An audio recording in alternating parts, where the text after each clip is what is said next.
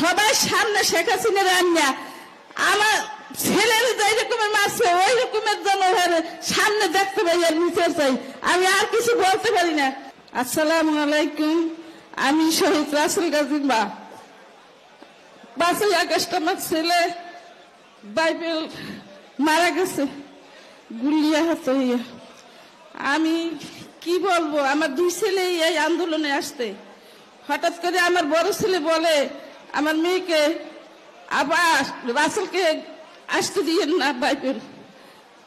আমার মেয়ে বলে ও তো চলে গেছে, কই ভালো কাজ করছে দেখবেন না নেই ও তো।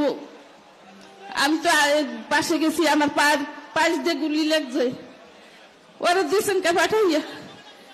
কতক্ষণ পরে শুনি অনেক আন্দোলন হইতে আছে, খোঁজ করতে নামছি ওর পাই না। হঠাৎ করে আমাদের গেটে 2টা লোক গেছে, যাই কয় রাসেল গাজী নাম, ও তো ওর গুলি লাগছে। হঠাৎ শূন্য অজ্ঞান হয়ে গেছি, আর কোনো নেই। গুলি লাগলে কেন তো কান্নাকাটি পরে গেছি।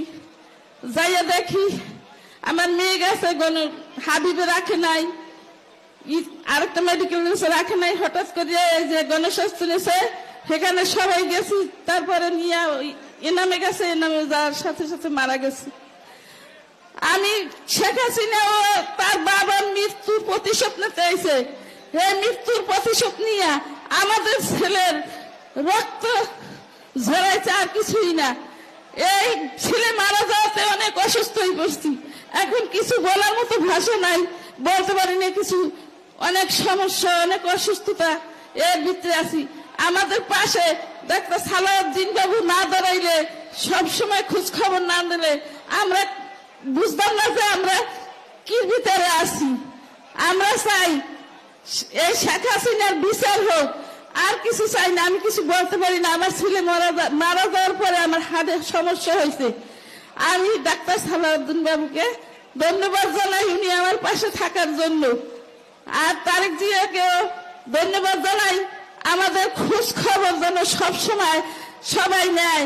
শহীদ পরিবারের আমরা চাই না কিছু, শেখ হাসিনার বিচার চাই।